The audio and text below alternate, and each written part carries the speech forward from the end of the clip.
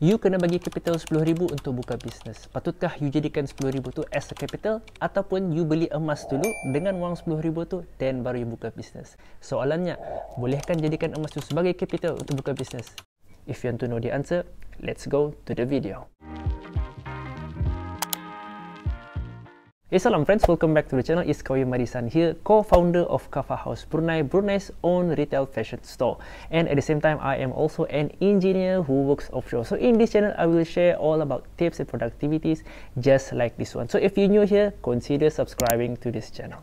Okay, back to the question. If kamu kena bagi wang sebanyak 10,000 untuk buka bisnes, boleh saja, no problem. Tapi what if you pakai 10,000 tu, then you beli emas, then baru you buka bisnes? Boleh juga. You can do that as well. And sahabat, selalu nasihati dulu, if kamu kan beli stok, kamu kan beli raw material, kamu mau kembangkan bisnes, make sure you beli emas dulu. Sebab dengan emas ni, ia boleh jadi guarantor and ia adalah satu aset yang sangat berharga. There is no wrong or right answer whichever route you pilih buka bisnes terus ataupun you pilih beli emas dulu then baru buka bisnes pun boleh juga. Tapi if you pilih for the second choice, beli emas dulu, inilah caranya. So let's go to the drawing board.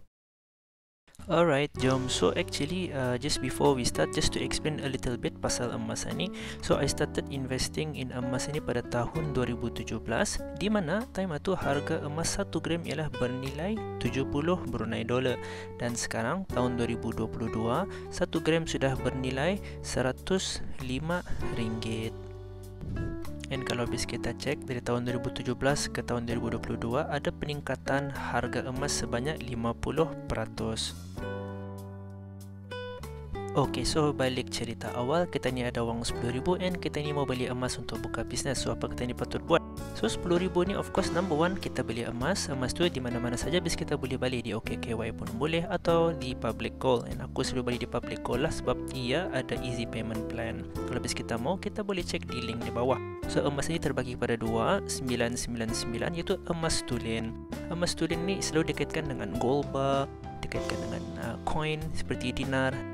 So emas yang kedua yang selalu dipakai ialah emas 916. So apa bezanya dengan emas 999? So ia memang masih sama emas tulen, cuma ia sedikit campuran. Ia sedikit campuran dengan besi lain seperti copper, seperti nikel dan lain-lain lagi. So kenapa ia ada campuran? Sebab ia selalu dikaitkan dengan emas perhiasan. So imagine perhiasan ni kalau ia lembut, rugilah, ia mudah patah. That's why ia ada emas campuran besi-besi lain. And by the way, dua-dua ni ia boleh dipakai sebagai capital. Tapi of course, ia akan berlainan harga lah sebab ia ikut kandungan berapa emas di dalam objek atau. So in this case, kalau bis kita lihat sekarang ini ialah emas 10 gram. Walaupun usulnya damit, ringan, tapi 10 gram ni ia bernilai lebih kurang $1,000. Okey, kita ini sudah belajar tadi yang jenis emas yang paling common di Brunei 999 dan 916. Nah, dengan wang 10,000 ni, kalau 1 gram kita ni boleh dapat 105 Brunei dolar. So what if dengan 10,000? Berapa gram emas kita nak boleh dapat? So dengan rough calculation, kita ni akan dapat lebih kurang 95 gram emas. Okay, just to make it more easier, supaya bis kita faham flowchartnya lebih kurang macam ni lah. So dengan cash bis kita 10,000 tadi, bis kita boleh balikan emas iaitu bernilai 95 gram. Kita boleh beli di mana-mana lah. Again, OKKY boleh, di public call pun boleh. Dan emas satu kita gadai. Pas kita gadai, artinya ia sudah di-convert menjadi cash. And cash ini akan masuk ke dalam account ataupun bank bis kita lah. And then dengan cash lepas you gadai, then baru you pakai untuk buka bisnes.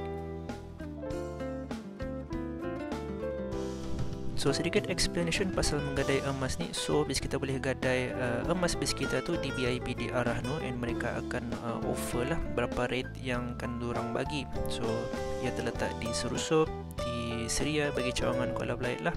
And then for your info, BIP dia akan mengambil sebanyak 30% sebagai fee ataupun upah penyimpanan, dan 70% satu ia akan bagi bis kita cash, which is dalam bank account bis kita lah. And by the way, untuk menebus balik emas ni, ia akan membagi masa dalam 6 bulan untuk bis kita tebus.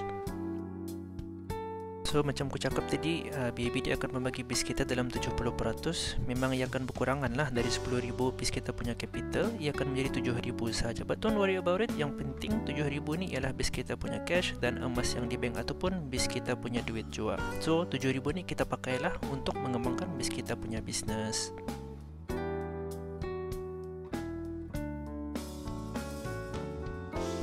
Okay, now dengan 7,000 tu, as mentioned, kita ni akan mulakan bisnes. So what to do dengan 7,000 ni? Kita bukalah dengan apa saja perancangan bis kita. Bis kita boleh beli raw material untuk buka bisnes. Bis kita boleh buka kedai untuk mengembangkan bisnes ataupun untuk start bisnes. Bis kita boleh beli kain, kita boleh beli roti kah dan sebagainya, ataupun stok dan lain-lain lagi. Anything bis kita buat untuk perniagaan bis kita. And lepas sudah set up bis kita punya bisnes, then startlah berbisnes, startlah berjual, start selling. And then dengan selling tu, of course sooner or later bis kita akan dapat profit dari bis kita punya bisnes. So what to do dengan profit ni? So profit ni then kita pakai balik untuk tebus emas yang kita gadai sebelum ni di BIB di Arahnu. So yang paling penting di sini ialah bila bis kita memulakan perniagaan, make sure kita mahirlah dalam berbisnes, sebab bila kita start berjual, kita make sure kita akan dapat keuntungan. So kita boleh berjual apa saja cara lah, online boleh, kita boleh buka kedai, kita boleh ikut event untuk supaya jualan bis kita laris dan boleh tebus emas. So I hope you clear lah on this one, but I want to touch a little bit on event ni lah. So Kafah House selalu menggunakan teknik event ini untuk mendapatkan keuntungan yang cepat sedikit lah daripada hari-hari biasa, sebab event ini ialah di mana akan ada ramai trafik, so jualan pun sangat mudah. So if bis kita belum tahu, bis kita boleh follow Kafah House di Instagram ataupun Facebook. So tema tu Kafah House ada lebih kurang 50 gram gold bar dan ia roughly estimated around 5,000 Brunei dollar. So dengan 5,000 Brunei dollar tu, Kafah House belikan raw material, belikan stocks, kain, pakaian, anything lah yang kami pakai untuk berjual ataupun berbisnes. So lepas beli raw material ataupun barang akan dijual, apa kami buat? Kami bawa those stuff ke event Letop Lebaran, iaitu event yang dihaskan untuk preparation untuk hari raya. So ia berlangsung selama 3 hari dan 5,000 yang kami spend awal tu, guess what? Kami berjaya mendapat pulangan sebanyak 15,000 Brunei dollar estimated. So roughly dalam 300% return of investment. So ada untung 15,000 tu, apa tadi buat? So we can use that profit untuk menebus balik kita ni punya emas lah. So that is how it goes. Kita berjual, kita dapat keuntungan, dan kita tebus balik dengan profit itu. Okey, untuk memudahkan bis kita, so flowchartnya lebih kurang macam ni. Lepas kita beli emas, regardless berapa emas itu, kita gadaikan, kita dapat cash. Lepas kita dapat cash, kita buka bisnes. Make sure kita ada strategi cara berjual supaya kita dapat profit. Lepas dapat profit, dan kita tebus balik kita ni punya emas yang kita invest dari awal itu lah. Dan this cycle can just continue saja. Kita dapat emas kita balik dan kita boleh pakai balik emas satu nantilah. So just to summarize apa advantage-nya dengan cara macam ni ialah, yang pertama, apabila kita guna cara ni, bis kita ada bisnes, of course sebab kita gunakan emas bis kita dari awal, so ia akan continue run saja bisnes bis kita. And lepas ia profitable, bukan sahaja bis kita ada bisnes, kita akan ada emas juga. Dan emas ni bis kita boleh pakai lagi untuk garantor, so ia akan berpusing-pusing. So apa bezanya kalau bis kita pakai 10,000 tu terus buka bisnes, boleh saja pun, tetapi bis kita nak ada emas lah. Bisnes akan ada macam biasa running, atau of course ada, tapi bis kita nak ada emas sebab memang bis kita ingin membeli emas dari awal. So itulah bezanya. So I hope bis kita faham dengan drawing ataupun calculation ini, and make sure bis kita lebih bijak dalam berbelanja. By the way, just reminder, orang selalu cakap if you gadaikan emas bermaksud bis kita itu kesempitan duit. Tidak, sebenarnya bila bis kita gadaikan emas, sebenarnya bis kita adalah orang yang bijak dan bis kita adalah orang yang berilmu, sebab kita faham konsep Arahnu, kita faham konsep emas, dan kita memakai advantage untuk mengembangkan bisnes menggunakan emas. So I hope you learn something from this video. Now you sudah faham dengan wang 10,000 ini semestinya buka bisnes. Terus you also can use that money untuk beli emas dan kembangkan bisnes. Don't forget to click like on this video, subscribe to this channel, and then also make sure you put down comments di bawah what is your question. If you have any questions, if you have any comments, make sure you put down in the comment section below.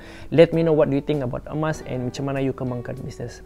Hope to see you soon on the next video.